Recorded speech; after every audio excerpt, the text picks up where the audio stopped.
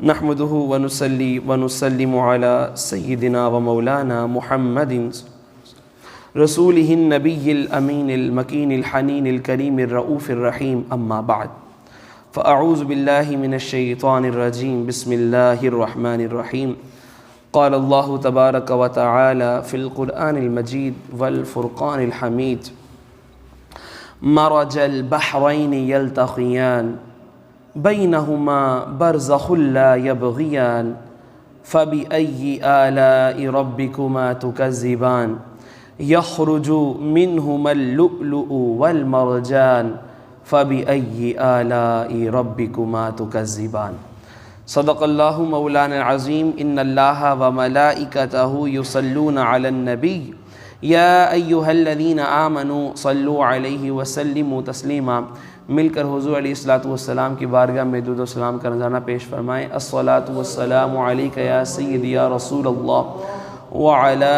آلک واصحابک یا سیدی یا حبیب اللہ۔ الصلاۃ والسلام علیک یا نبی اللہ وعلی آلک واصحابک یا سیدی یا رحمت للعالمین۔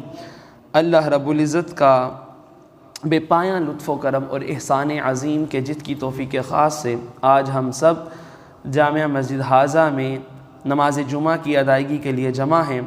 اللہ رب العزت کی بارگاہ میں دعا ہے کہ مالک کائنات ہمارا آنا اور نماز جمعہ کو ادا کرنا اپنی بارگاہ میں قبول و منظور فرمائے۔ یہ چونکہ شعبان المعظم کا مہینہ ہے کہ جس میں سید الشہداء حضرت سیدنا امام حسین علیہ السلام کی ولادت ہوتی ہے۔ یقیناً تمام امت مسلمہ کے لیے آپ کی ولادت باسعادت ایک بڑی اہمیت رکھتی ہے، کیونکہ آپ اسلام کی وہ عظیم شخصیت ہیں کہ جس کی وجہ سے اللہ تعالیٰ نے اسلام کو دوبارہ زندگی بخشی ہے۔ تو اس لیے اللہ تعالیٰ نے ارشاد فرمایا یہ اسلام بہت بڑی نعمت ہے اللہ تعالیٰ کی۔ تو اللہ تعالیٰ فرماتا ہے وَأَمَّا بِنِعْمَةِ رَبِّكَ فَحَدِّثْ کہ جب اللہ تعالیٰ تمہیں کوئی نعمت عطا کرے تو پھر اس کا خوب چرچا کرنا چاہیے۔ آج پوری دنیا میں لوگ اسلام کا چرچا کرتے ہیں، لیکن ہمیں اس کا بھی ذکر کرنا چاہیے، کھل کر بیان کرنا چاہیے اس کی عظمت کو جس نے اسلام کو زندہ کیا ہے، اسلام کو بچایا ہے۔ تو سیدنا امام حسین علیہ السلام کی بارگاہ میں آج ہدیہ عقیدت پیش کرنا ہے۔ قرآن کریم کی ایک آیت مبارکہ پڑھنے کا شرف حاصل کیا، سورۃ الرحمن ہے، آیت نمبر 19 ہے۔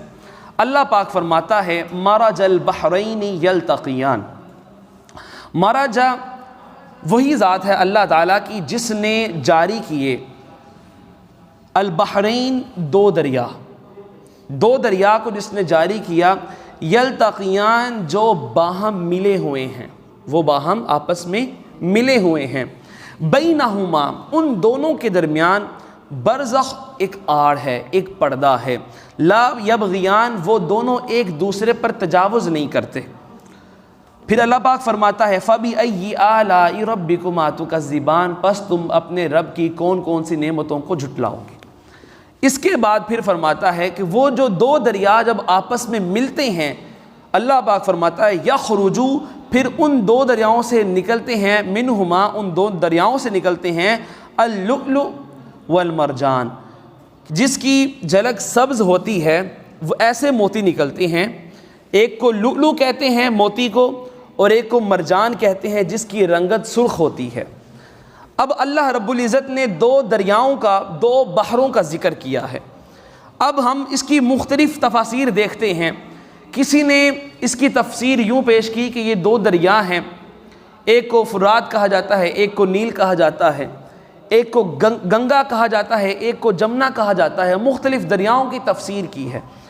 امام جلال الدین سیوطی اپنی تفسیر الدر المنصور میں لکھتے ہیں، سید شہاب الدین محمود آلوسی رحمۃ اللہ تعالی علیہ آپ اپنی تفسیر روح المعانی میں لکھتے ہیں، عبداللہ ابن عباس رضی اللہ تعالی عنہ راوی ہیں، آپ فرماتے ہیں مرج البحرین اللہ تعالیٰ نے دو دریاؤں کو جاری کیا۔ یہ دو بحر، یہ دو دریا کون سے ہیں؟ ایک بحر کو بحر ولایت کہتے ہیں اور ایک بحر کو بحر طہارت کہتے ہیں۔ ایک بحر کو، ایک سمندر کو، ایک دریا کو کیا کہتے ہیں؟ بحر ولایت، ولایت کا سمندر کہتے ہیں، اور ایک سمندر کو بحر طہارت کہتے ہیں، طہارت کا سمندر کہتے ہیں۔ اللہ پاک فرماتا ہے مارج البحرین، اللہ تعالیٰ نے یہ دو دریا جاری کیے، یلتقیان وہ آپس میں ملتے ہیں، باہم ملتے ہیں، بینہما برزخ ان دونوں کے درمیان ایک پردہ ہے، ان دونوں کے درمیان ایک پردہ ہے۔ دو دریا ہیں، ایک دریا کو کہتے ہیں بحر ولایت یعنی علی شیر خدا علی المرتضیٰ، دوسرے کو کہتے ہیں بحر طہارت یعنی فاطمۃ الزہرا سلام اللہ علیہما۔ یہ دو دریا اللہ تعالیٰ نے جاری کیے، جب آپس میں یہ ملتے ہیں، یلتقیان ملتے ہیں، بینہما برزخ ان دونوں کے درمیان پردہ ہے۔ مفسرین کرام نے لکھا اس سے مراد حضور علیہ الصلوۃ والسلام کی ذات ہے۔ یہ پردہ حضور علیہ الصلوۃ والسلام کی ذات ہے کہ جنہوں نے اللہ تعالیٰ کے حکم سے آپ کا نکاح کروایا۔ تو اس سے مراد پردہ کیا ہے؟ بینہما برزخ، ان دونوں کے درمیان آڑ کیا ہے؟ وہ نکاح، وہ یہ پردہ ہے، نکاح کا پردہ ہے، حضور علیہ الصلوۃ والسلام کی ذات اقدس کا پردہ ہے۔ لا یبغیان، وہ دونوں جو آڑ ہیں وہ ایک کو دوسرے کے اوپر تجاوز نہیں ہونے دیتی۔ فَبِأَيِّ آلَاءِ رَبِّكُمَا تُكَذِّبَانِ، تو تم اپنے رب کی کون کون سی نعمتوں کو جھٹلاؤ گے؟ تو فاطمہ اور مولا علی علیہ السلام کا جب نکاح ہوتا ہے یہ بھی اللہ تعالیٰ کی نعمت ہے۔ پھر اللہ تعالیٰ فرماتا ہے تم اپنے رب کی کون کون سی نعمتوں کو جھٹلاؤ گے کہ جن کے درمیان پردہ حضور علیہ الصلوۃ والسلام کی ذات اقدس۔ اب یہاں تک ایک کنسیپٹ دے دیا۔ اب جب یہ دو دریا ملتے ہیں، یہ دو بحر ملتے ہیں، سمندر کے اندر بھی ایسا ہوتا ہے جب دو دریا ملتے ہیں تو اللہ پاک فرماتا ہے یخرج منہما اللؤلؤ والمرجان، کہ ان دو سمندر سے، ان دو دریاؤں سے اللہ تعالیٰ دو موتی نکالتا ہے۔ کون کون سے؟ ایک کو لؤلؤ کہتے ہیں، ایک کو مرجان کہتے ہیں، یعنی کہ ایک کو حسن کہتے ہیں، ایک کو حسین کہتے ہیں۔ لؤلؤ سے مراد امام حسن ہے، مرجان سے مراد امام حسین ہیں۔ اب آئیے تفسیر قرطبی کھول کے آپ کو بتاتا ہوں کہ دیگر کتب تفسیر میں اس بات کی طرف اشارہ کیا گیا ہے۔ حضرت ابن عباس رضی اللہ تعالی عنہ کا قول آپ بھی فرماتے ہیں اور ضحاک اور قتادہ بھی فرماتے ہیں، آپ فرماتے ہیں، یہ مفسرین قرآن میں سے ہیں، آپ فرماتے ہیں لؤلؤ بڑے موتیوں کو کہتے ہیں، مرجان چھوٹے موتیوں کو کہتے ہیں۔ یہ دو موتیوں کا ذکر کیا کہ لؤلؤ کسے کہتے ہیں؟ بڑے موتی کو، یعنی کہ بڑے ان میں سے کون ہیں؟ عمر کا تعین بھی کر دیا، ان میں سے بڑے کون ہیں؟ امام حسن علیہ السلام، انہیں لؤلؤ کے ساتھ تعبیر کیا گیا۔ اور چھوٹے کون ہیں؟ امام حسین علیہ السلام، قرآن فرماتا ہے اسے مرجان کہا گیا ہے۔ اب آئیے مزید آگے چلتے ہیں، یہ موتی کہنے کی کیا حکمت تھی؟ اچھا اب ہم ذرا سمندر کی بات کی ہے، سمندر پر بھی غور کر لیتے ہیں۔ سمندر کی دنیا میں سب سے قیمتی چیز کیا ہوتی ہے؟ اسے موتی کہا جاتا ہے۔ اچھا موتی بنتے کیسے ہیں؟ اللہ تعالیٰ نے آخر موتی کہنے کی حکمت کچھ مراد لی ہے تو اس سے ہمیں کیا سمجھ آتی ہے؟ اچھا موتی کہنے کی کیا حکمت ہے؟ سمندر کے اندر ایک سیپ ہوتی ہے، سیپ، اس کے اندر جب بھی دو روایات ملتی ہیں، محققین نے ریسرچ کی اور بتایا کہ جب بارش ہوتی ہے تب وہ سطح سمندر کے اوپر ذرا آ جاتی ہیں، اور جب بارش کا قطرہ گرتا ہے سمندر کے اوپر وہ اپنا منہ کھول لیتی ہیں، اور پھر اس سیپ کے اندر وہ قطرہ ٹپکتا رہتا ہے، اور بار بار ٹپکنے کی وجہ سے وہ موتی بنتے ہیں۔ ایک یہ روایت ہے۔ دوسری روایت یہ ہے کہ اس سیپ جو ہے وہ بذات خود ایک انسیکٹ ہے، ایک کیڑا ہے۔ سیپ جو ہے وہ جب بھی کسی ذرے کو، کسی پانی کے قطرے کو اپنے اندر لیتی ہے، کسی مٹی کے ذرے کو لیتی ہے تو اسے چبانا شروع کر دیتی ہے، اس کو تھوک لگانا شروع کر دیتی ہے، لعاب دہن لگانا شروع کر دیتی ہے۔ یہ بار بار کرتی رہتی ہے کہ ایک وقت آتا ہے کہ وہ موتی کی شکل اختیار کر لیتا ہے۔ اچھا اب اس سیپ کے اندر 3 طرح کی لیئرز ہوتی ہیں، 3 پرتیں ہوتی ہیں، 3 تہ ہوتی ہیں اس کی۔ پہلی تہ جو ہے وہ ایک خاص قسم کی سخت ہوتی ہے مگر لچکدار ہوتی ہے۔ اس کے بعد دوسری تہ ہے، اس میں آ کے پانی کا قطرہ گرتا ہے، اس میں کچھ دیر ٹھہرتا ہے، اس کے بعد وہ اس کا دوسرا مرحلہ شروع ہوتا ہے۔ جب وہ دوسرے مرحلے میں آتی ہے، دوسری تہ میں آتی ہے، وہ دوسری تہ میں اندر کئی خانے بنے ہوئے ہوتے ہیں، اور ان خانوں کے اندر ایسا مادہ پایا جاتا ہے جو رنگ دیتا ہے، کافی رنگدار اس کے اندر مادہ پایا جاتا ہے۔ اب یہاں پر جو عمل ہوتا ہے وہ رنگ دینے کا عمل ہوتا ہے، اور تیسری جو پرت ہوتی ہے اس میں آ کر وہ موتی بنتا ہے، اس کے اندر آ کے وہ موتی بنتا ہے۔ تو پتہ یہ چلا کہ دنیا کے اندر جس کے پاس مال ہو اور موتی کا مال ہو وہ امیر کہلاتا ہے، وہ امیر کہلاتا ہے، لیکن جس کے پاس امام حسین علیہ السلام کی مودت کا مال ہو وہ اللہ تعالیٰ کی دنیا میں ایمان کے اندر امیر کہلاتا ہے۔ تو ایمان کی امیری کیا ہے؟ مودت امام حسین علیہ السلام۔ تو فرما یہ دیا کہ جس کے پاس موتی ہوں وہ دنیا کا امیر ہے، اور اللہ تعالیٰ کی دنیا کے اندر امیر وہ ہوتا ہے جس کے اندر امام حسین علیہ السلام کی مودت کا مال ہو۔ وہ دولت ایسی ہے کہ جو کائنات میں سب سے زیادہ قیمتی ہے۔ تو فرمایا امیر کون ہوتا ہے؟ مودت امام حسین علیہ السلام رکھنے والا۔ اچھا، اب جو لؤلؤ ہے اسے تو ہم نے تعبیر کر دیا امام حسن علیہ السلام کے ساتھ۔ مرجان کہتے ہیں چھوٹے موتی کو، اور مرجان کہتے ہیں سرخ رنگ کے موتی کو۔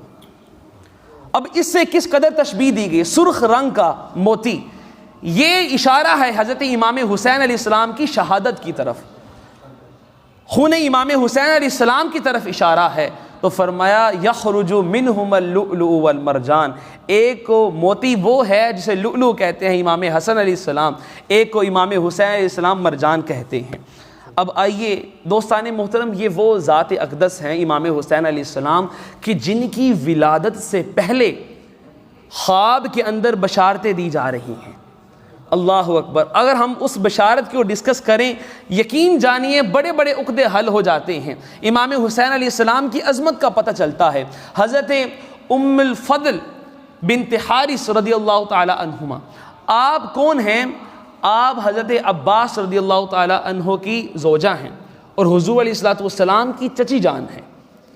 اس وقت آپ خاتون سب سے بڑی تھی آپ حضور علیہ الصلوۃ والسلام کے خاندان میں۔ آپ خواب دیکھتی ہیں کہ حضور علیہ الصلوۃ والسلام کا جسم کا ایک ٹکڑا وہ الگ ہوتا ہے اور آپ کی گود میں آ کے گرتا ہے، آپ کی گود میں آ کے گرتا ہے۔ آپ ڈر جاتی ہیں، سہم جاتی ہیں کہ بڑا ہی ڈراؤنا خواب دیکھ لیا ہے، بڑا ہی ڈراؤنا خواب دیکھ لیا ہے۔ ڈرتی ڈرتی حضور علیہ الصلوۃ والسلام کی بارگاہ میں حاضر ہوتی ہیں، عرض کرتی ہیں یا رسول اللہ صلی اللہ علیہ وسلم، میں نے خواب دیکھا ہے لیکن ڈر رہی ہوں۔ تو حضور نے فرمایا خواب مجھے بیان کرو، کیا خواب دیکھا ہے چچی جان؟ تو آپ عرض کرتی ہیں مجھے ڈر لگتا ہے کہ میں اگر آپ کو وہ بیان بھی کروں، یعنی کہ اس قدر سہم گئی تھی، ڈر گئی تھی کہ حضور علیہ الصلوۃ والسلام کا جسم کا ٹکڑا الگ ہوا ہے۔ تو جب خواب میں دیکھ لیا، حضور علیہ الصلوۃ والسلام نے جب پوچھا تو بتایا، تو حضور علیہ الصلوۃ والسلام نے آگے جواب دیا رأیتی خیرن، کہ آپ نے تو مبارک خواب دیکھا ہے، آپ نے تو مبارک خواب دیکھا ہے۔ یہ وہ خواب ہے جس کو دیکھ کر آپ پہلے ڈر رہی تھیں لیکن حضور علیہ الصلوۃ والسلام نے اس کو مبارک کہہ دیا۔ اچھا، پھر اس کے بعد حضرت امام حسین علیہ السلام کی ولادت ہوتی ہے اور حضور علیہ الصلوۃ والسلام وہ امام حسین علیہ السلام کو اٹھا کر آپ کی گود میں رکھ دیتے ہیں اور فرماتے ہیں یہ آپ کے خواب کی تعبیر ہے، یہ مبارک خواب آپ نے دیکھا ہے کہ میری بیٹی فاطمہ الزہرا سلام اللہ علیہا کے ہاں بیٹے کی جو ہے وہ ولادت ہوگی اور وہ آپ کی گود میں آئے گا، اس کی تعبیر یہ ہے۔ اب یہاں پر میں ایک جملہ کہنا چاہتا ہوں، یہاں پر آپ کے محبت اور ایمان کو وجد آ جانا چاہیے اس بات پر کہ ابھی خواب میں بشارت ہوئی آمد حسین کی۔ کیا بولا میں نے؟ خواب میں بشارت ہوئی آمد حسین کی، وہ خواب اتنا مبارک بن گیا تو وہ خود ذات کتنی مبارک ہوگی۔ ابھی آمد کا ذکر ہوا خواب کے اندر، حضور نے فرمایا رأیتی خیرن، تو نے مبارک خواب دیکھا ہے۔ جس خواب میں امام حسین کی آمد کا ذکر ہو وہ خواب مبارک بن جاتا ہے، وہ ذات خود کتنی مبارک والی ہوگی، وہ ذات خود کتنی مبارک والی ہوگی۔ اور پھر فرمایا اب یہاں پر دو چیزیں، حضور علیہ الصلوۃ والسلام کو پتہ تھا کہ ما فی الارحام کیا ہے، کہ بطن مبارک میں کیا چیز ہے، اللہ تعالیٰ نے علم عطا کیا، وہ کس طرح سے بھی خواب دیکھا ہے اور حضور علیہ الصلوۃ والسلام نے جان لیا اس تعبیر کے ذریعے سے جو اللہ تعالیٰ نے آپ کو فرمایا تھا۔ اچھا، اب جو میں نے یہ بات کی کہ کتنا مبارک ہیں وہ، خود ذات کتنی مبارک ہیں، اب اس پر میں آپ کو لے جانا چاہوں گا کہ وہ ذات خود کتنی بابرکت ہیں۔ امام حسین علیہ السلام کے بچپن کا عالم ہے۔ بچپن میں آپ اپنے چھوٹے دوستوں کے ساتھ کھیلا کرتے تھے باہر مدینہ کی گلیوں میں۔ حضور علیہ الصلوۃ والسلام کا ایک مرتبہ اپنے اصحاب کے ساتھ گزر ہوا، دیکھا کہ آپ کھیل رہے ہیں، تو پھر حضور علیہ الصلوۃ والسلام نے دیکھا کہ ایک چھوٹا سا لڑکا ہے، وہ بھی ساتھ کھیل رہا ہے، لیکن وہ محبت کس طرح سے کر رہا ہے، جہاں پر امام حسین علیہ السلام کے قدم لگتے ہیں نا، وہاں پر وہ بچہ جاتا ہے اور اس کی مٹی کو جا کر بوسہ دینا شروع کر دیتا ہے۔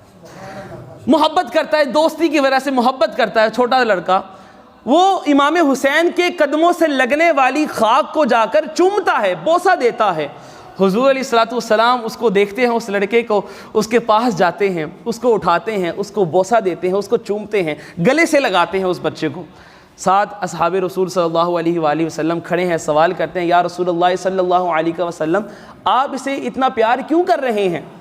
حضور علیہ الصلوۃ والسلام نے ارشاد فرمایا، میں نے دیکھا ہے کہ جب میرا بیٹا حسین کھیل رہا ہوتا ہے، یہ کھیل کے دوران میرے حسین کے پاؤں سے لگنے والی مٹی کا بوسہ دے رہا ہوتا ہے، اس کو آنکھوں پر مل رہا ہوتا ہے، تو پھر اس لیے مجھے بھی اس سے محبت ہے۔ تو یعنی کہ حضور علیہ الصلوۃ والسلام نے بتا دیا اپنے عمل سے کہ کتنی مبارک ذات ہے کہ جس کے قدم سے لگنے والی مٹی کا یہ عالم ہے کہ وہ اتنی مبارک ہے کہ اس کے چومنے والے کو حضور علیہ الصلوۃ والسلام سینے سے لگا رہے ہیں، تو وہ ذات خود کتنی مبارک والی ہوگی، اللہ اکبر۔ تو یہ محبت امام حسین علیہ السلام جو ان سے کرتا ہے، حضور علیہ الصلوۃ والسلام بھی ان سے پھر محبت فرماتے ہیں۔ اچھا، اب جو اس ذات اقدس سے محبت کرتا ہے وہ حسینی کہلاتا ہے۔ وہ کون کہلاتا ہے؟ حسینی۔ قیامت کا دن ہوگا، اب یہ حسینی کہاں ہوں گے؟ امام حسین علیہ السلام سے محبت کرنے والے کہاں ہوں گے؟ جامع ترمذی کی روایت پیش کر رہا ہوں۔ ایک مرتبہ حضور علیہ الصلوۃ والسلام آپ حضرت امام حسن اور امام حسین علیہ السلام سے ملنے کے لیے آپ چلے جاتے ہیں، گھر پر تشریف لے جاتے ہیں، اور پھر آپ رات بھی وہیں پر قیام کرتے ہیں۔ حضرت امام حسن علیہ السلام کو رات کے وقت پیاس لگتی ہے۔ جب پیاس لگتی ہے تو حضور علیہ الصلوۃ والسلام بیدار ہو جاتے ہیں۔ بیدار ہو کر اب وہ پانی مانگ رہے ہیں، حضور علیہ الصلوۃ والسلام جاتے ہیں اور بکری کا دودھ دو کر لے آتے ہیں۔ اس کو روایت بھی کرنے والے حضرت علی شیر خدا کرم اللہ وجہ الکریم ہیں، خود روایت کرتے ہیں۔ اچھا، تو وہ دودھ دھو کر لے کر آ جاتے ہیں، اتنے میں ابھی حضرت امام حسن علیہ السلام کو دودھ پلا ہی رہے ہوتے ہیں، حضرت امام حسین علیہ السلام جاگ جاتے ہیں اور وہ بھی کہتے ہیں کہ مجھے پیاس لگی ہے۔ اچھا، اتنے میں حضرت بی فاطمہ الزہرا سلام اللہ علیہا جاگ جاتی ہیں اور وہ سارا منظر دیکھ رہی ہوتی ہیں، اور حضور علیہ الصلوۃ والسلام مانگنے پر بھی سب سے پہلے ہی حضرت امام حسن علیہ السلام کو پہلے دودھ پلا رہے ہوتے ہیں۔ جب حضرت بی فاطمہ الزہرا سلام اللہ علیہا پوچھتی ہیں، یا رسول اللہ صلی اللہ علیہ وسلم کیا وجہ ہے، آپ امام حسین سے محبت نہیں فرماتے؟ تو حضور علیہ الصلوۃ والسلام نے فرمایا، ایسی بات نہیں ہے، میں محبت فرماتا ہوں، لیکن بات یہ ہے کہ جس نے پہلے مانگا تھا میں نے اسے پہلے دیا، اور جس نے بعد میں مانگا تھا میں نے اسے بعد میں دیا۔ جب یہ ارشاد فرمایا تو پھر فرمایا حضور علیہ الصلوۃ والسلام نے کہ میں اور میرے یہ دونوں بیٹے، آپ اور آپ کا شوہر، قیامت کے دن ایک ہی درجے پر فائز ہوں گے، ایک ہی درجے میں فائز ہوں گے۔ اور پھر فرمایا، من احبنی و احب ہذین و اباہما و امہما کان معی فی درجتی یوم القیامہ۔ ہم یہ 5 تن جو ہیں یہ قیامت کے دن ایک درجے پر فائز ہوں گے، اور جو ان سے محبت کرنے والے ہیں، جو مجھ سے محبت کرنے والے ہیں، جو ان دونوں سے محبت کرنے والے ہیں، جو ان دونوں کے باپ سے محبت کرنے والے ہیں، اور جو ان دونوں کی ماں کا احترام اور محبت کرنے والے ہیں، وہ قیامت کے دن میرے ساتھ ایک ہی درجے پر فائز ہوں گے۔ یعنی کہ حضور علیہ الصلوۃ والسلام کی معیت اور سنگت قیامت کے دن بھی ان لوگوں کے ساتھ ہوگی جو ان سے محبت کرنے والے ہوں گے، جو ان سے محبت کرنے والے ہوں گے۔ اللہ اکبر۔ تو یہ محبت بھی کام آئے گی قیامت کے دن۔ اللہ اکبر۔ اچھا، یہاں پر میں ایک چیز بتانا چاہوں گا، قرآن فرماتا ہے، یوم یفر المرء من اخیہ و امہ و ابیہ و صاحبتہ و بنیہ۔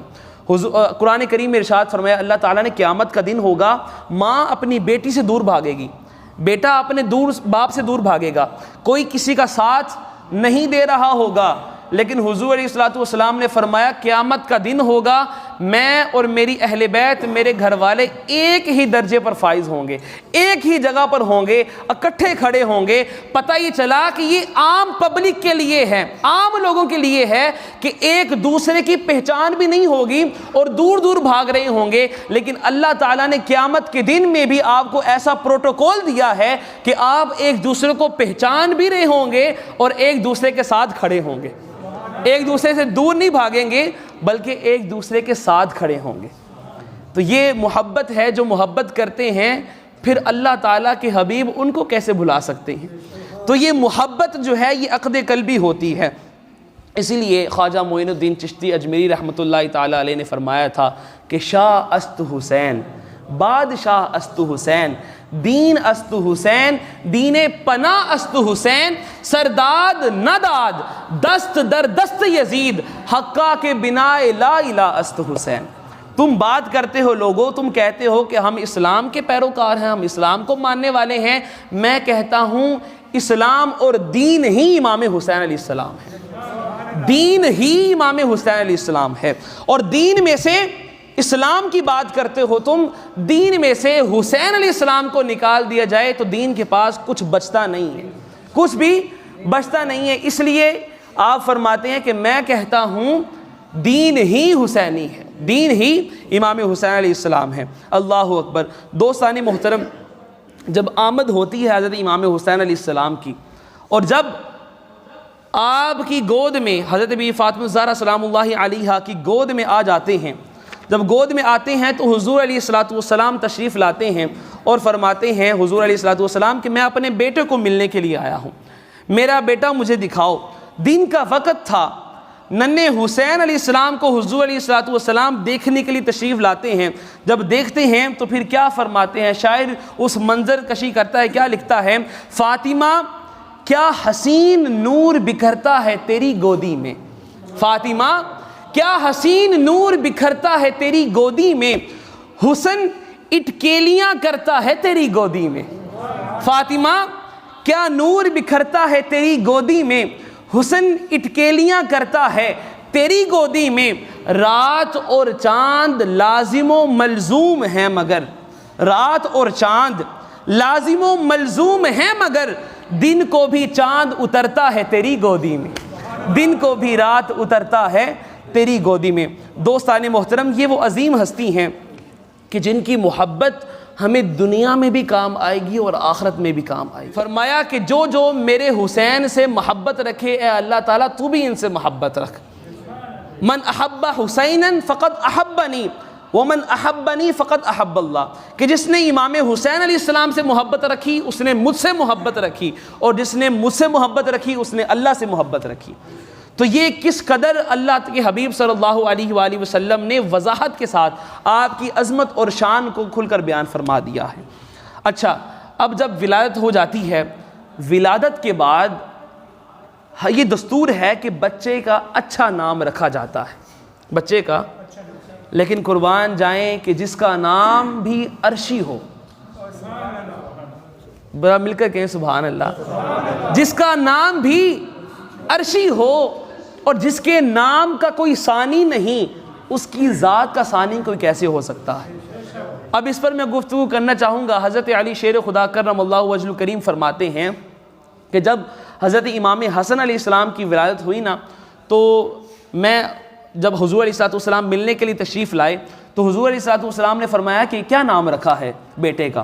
تو حضرت علی شیر خدا کرم اللہ وجہ کریم عرض کرتے ہیں کہ میں نے حرب نام رکھا ہے، میں نے حرب نام رکھا ہے۔ اب ذرا دیکھیے گا، یہاں پر سمجھنے کی کوشش کیجئے گا۔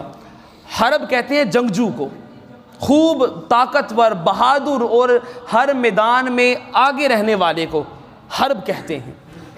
تو نام بھی اسی مناسبت سے رکھا۔ حضرت علی شیر خدا کرم اللہ وجہ کریم، آپ اللہ کے شیر ہیں اور آپ خود بھی بڑے جنگجو ہیں اور بڑے بہادر ہیں، نڈر ہیں، آپ نے اسی کی مناسبت سے آپ کا نام رکھ دیا امام حسن علیہ السلام کا۔ اچھا، حضور علیہ السلام نے منع فرما دیا۔ حضور علیہ الصلوۃ والسلام نے فرمایا کہ کائنات کے اندر کسی کو بھی ان کا نام رکھنے کی اجازت نہیں ہے، کائنات کے اندر کسی کو بھی اس ہستی کا نام رکھنے کی اجازت نہیں ہے۔ حضور علیہ الصلوۃ والسلام ٹھہرے اور وحی کا انتظار کیا، وحی کا انتظار کیا۔ جبرائیل امی آتے ہیں اور عرض کرتے ہیں یا رسول اللہ صلی اللہ علیہ وسلم، اللہ پاک فرما رہا ہے یہ جو آپ کا بیٹا ہے اس کا نام حسن رکھا جائے، اس کا نام حسن رکھا جائے۔ پھر حضرت امام حسین علیہ السلام کی ولادت 1 سال کے بعد ہو جاتی ہے۔ جب ولادت ہوتی ہے حضرت علی شیر خدا کرم اللہ وجہہ کریم کے پاس حضور علیہ الصلوۃ والسلام آتے ہیں، وہی سین دوبارہ سے رپیٹ ہوتا ہے۔ حضور علیہ الصلوۃ والسلام پوچھتے ہیں کہ میرے بیٹے کا کیا نام رکھا ہے؟ آپ عرض کرتے ہیں یا رسول اللہ صلی اللہ علیہ وسلم میں نے حرب رکھا ہے، دل میں خواہش تھی کہ حرب پہلے کا نہیں رکھ سکا تو دوسرے کا رکھ دوں۔ حضور علیہ الصلوۃ والسلام نے منع فرما دیا، فرمایا نہیں، کائنات کے اندر کسی کو اجازت نہیں ہے کہ ان کا نام رکھا جائے۔ پھر وحی کا انتظار کیا، وحی کا انتظار کیا۔ اتنے میں جبرائیل امی آتے ہیں اور فرماتے ہیں کہ اللہ پاک فرما رہا ہے اپنے دوسرے بیٹے کا نام آپ حسین رکھیں، دوسرے بیٹے کا نام کیا رکھیں؟ حسین رکھیں۔ اللہ اکبر۔ تو پھر حضور علیہ الصلوۃ والسلام نے ارشاد فرمایا ان اللہ حجب اسم الحسن والحسین، اللہ تعالیٰ نے جب سے یہ کائنات بنی ہے تب سے حضرت امام حسن اور امام حسین علیہ السلام کا نام اپنے حسن کے پردوں میں چھپا کر رکھا ہوا تھا، اپنے حسن کے پردوں میں چھپا کر رکھا ہوا تھا۔ عرب کی پوری تاریخ اٹھا کر دیکھ لیں، کسی ایک کا نام بھی حضرت امام حسن اور امام حسین سے پہلے آپ کو نہیں ملے گا۔ جنت میں بھی کسی کا آپ کو اس طرح کا نام نہیں ملے گا۔ اللہ تعالیٰ نے وحی کے ذریعے سے بتایا اے لوگوں سن لو، جس کے نام کا اللہ نے ثانی نہیں رکھا اس کی ذات کا اللہ ثانی کیسے رکھ سکتا؟ جس کی ذات اس قدر بے مثال ہو، جس کا نام اس قدر بے مثال ہو، اس کی ذات کس قدر بے مثال ہوگی۔ اللہ اکبر۔ تو یہ بات صرف یہاں کی نہیں ہے، یہ عرش سے فیصلے ہوئے پڑے ہیں، یہ عرش سے فیصلے ہوئے پڑے ہیں۔ دوستان محترم، ایک اور روایت کی طرف لے کر چلتا ہوں جسے امام طبرانی نے المعجم الاوسط میں بیان کیا۔ حدیث کا نمبر ہے 7120۔ آپ فرماتے ہیں کہ جنت اور دوزخ کے درمیان ایک مرتبہ مکالمہ ہو گیا۔ جنت نے کہا دوزخ سے کہ میں تجھ سے افضل ہوں، تجھ سے بہترین ہوں۔ اتنے میں دوزخ نے بھی دعویٰ کر دیا کہ نہیں، میں تجھ سے بہترین ہوں اور افضل ہوں۔ جنت بڑی حیران ہوئی، جنت نے کہا کیسے؟ تو میرے سے افضل دوزخ کیسے ہو سکتی ہے؟ دوزخ نے کہا جنت سے کہ میرے اندر اللہ تعالیٰ ایسے ایسے ظالم حکمرانوں کو لے کر آئے گا، فرعون کو لے کر آئے گا، جو دنیا میں اپنے آپ کو خدا کہتے رہے، وہ میرے اندر آ کے سڑیں گے اور ان کو اللہ تعالیٰ عذاب دے گا، اس لیے جنت میں تجھ سے افضل ہوں۔ دوزخ نے یہ بات کی، اب جنت کے پاس کوئی جواب نہیں تھا، خاموش ہو گئی۔ اللہ تعالیٰ نے اس وقت جنت کو وحی کی اور فرمایا کہ اے جنت گھبرا نہیں، خاموش نہ ہو، دوزخ کو جواب دے۔ اللہ تعالیٰ فرما رہا ہے کہ میں تیرے میں اندر جو حسن رکھوں گا نا، تجھ سے جس چیز کو مزین کر دوں گا، امام حسن اور امام حسین علیہ السلام سے میں تیری ستونوں کو موزن فرما دوں گا، مزین کر دوں گا۔ کس کی خوبصورتی کے ساتھ؟ امام حسن اور امام حسین علیہ السلام کے ساتھ۔ اتنے میں جب جنت نے یہ سنا اور وہ خوشی کے ساتھ شرما گئی جس طرح دلہن شرما جاتی ہے۔ یہ روایت کے الفاظ ہے جو میں بیان کر رہا ہوں۔ اللہ اکبر۔ تو جس کے حسن کے ساتھ اللہ تعالیٰ جنت کو مزین کر دے، اللہ تعالیٰ جس کے حسن کے ذریعے سے جنت کو خوبصورتی بخش دے، اسے حسین کہا جاتا ہے، اسے حسین کہا جاتا ہے۔ اللہ اکبر۔ دوستان محترم، پھر جب نام رکھ دیا تو پھر حضور علیہ الصلوۃ والسلام نے ولادت کے بعد، میں آخری بات کر رہا ہوں، ولادت کے بعد حضور علیہ الصلوۃ والسلام آتے ہیں اور اپنی زبان چسواتے ہیں، اور اس پر بھی کثیر روایات ملتی ہیں۔ جب پیاسے ہوتے، پانی بعض اوقات جب نہ ملتا تو حضور علیہ الصلوۃ والسلام اپنی زبان اقدس آپ کے منہ میں رکھ دیتے۔ اللہ اکبر۔ اچھا، یہاں سے مجھے ایک مثال یاد آ رہی ہے۔ ہمارے گاؤں کا کوئی وڈا چودھری ہو نا تو وہ کہتا ہے یار میں نو زبان دے دیتی ہے، میں نو زبان دے دیتی ہے، کیونکہ سارے اس کا ادب اور احترام کرتے ہیں۔ تو چودھری جب جس کو زبان دے دے نا اور یہ کہہ دے یار میں نو زبان دیتی ہے اندہ ان حیا کرنا ہے تو انگلی نہیں چکنی تسی، بات سمجھ آ رہی ہے؟ کیوں؟ وہ کہتا ہے یار میں نے اس کو زبان دے دی ہے، میں نے اسے کچھ بات کہہ دی ہے، وہ یہ استعارہ استعمال کرتا ہے میں نے اس کو زبان دے دی ہے، تو پھر جتنے بھی اس کے چاہنے والے ہوتے ہیں، اس کے لوگ ہوتے ہیں، اس کا ادب کرتے ہیں، اس پر انگلی نہیں اٹھاتے، اس پر بات نہیں کرتے۔ یہ منظر اب اپنے سامنے رکھیے گا کہ جب امام حسین علیہ السلام کے منہ میں اللہ تعالیٰ کے حبیب نے اپنی زبان رکھ دی اور چسوا دی تو گویا امت کو بتا دیا اے لوگو حسین وہ ہے جسے حضور علیہ السلام نے زبان دے دی ہے، اے امتیو اب تم اس کی ذات کا حیا کرنا، اس کی ذات کا حیا کرنا، ادب کرنا، اس پر کبھی کوئی انگلی نہ اٹھانا۔ اللہ اکبر۔ دوستان محترم، تو پتہ یہ چلا کہ محبت امام حسین علیہ السلام یہ رکھنا یہ حضور علیہ السلام سے محبت رکھنے کے مشابہ ہے۔ تو جو چاہتا ہے کہ حضور علیہ السلام کے قریب ہو جائے، حضور علیہ السلام کی قربت مل جائے، اسے در حسین پر آنا پڑے گا۔ کیوں کہ آپ وہ عظیم شخصیت ہیں کہ حضور علیہ السلام کی اگر سیرت کا مطالعہ کیا جائے اور جن جن پہلوؤں کو ہم جمع کیا جائے وہ سارے کے سارے پہلو آپ کو حضرت امام حسین علیہ السلام کی ذات میں نظر آئیں گے۔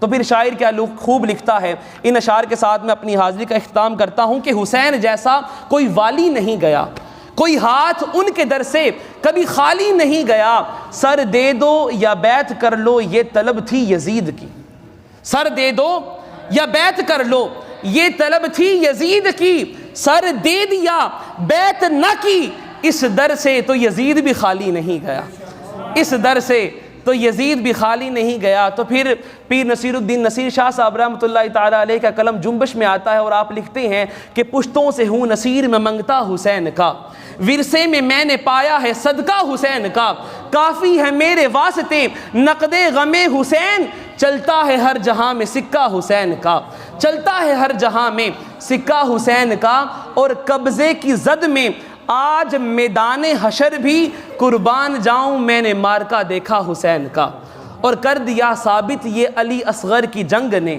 کر دیا ثابت یہ علی اصغر کی جنگ نے، شیروں کا شیر ہوتا ہے بچہ حسین کا، شیروں کا شیر ہوتا ہے بچہ حسین کا، اور میدان حشر کی میزان حشر کی مجھے کیا فکر ہو نصیر، میزان حشر کی مجھے کیا فکر ہو نصیر، بھاری رہتا ہے ہمیشہ پلہ حسین کا۔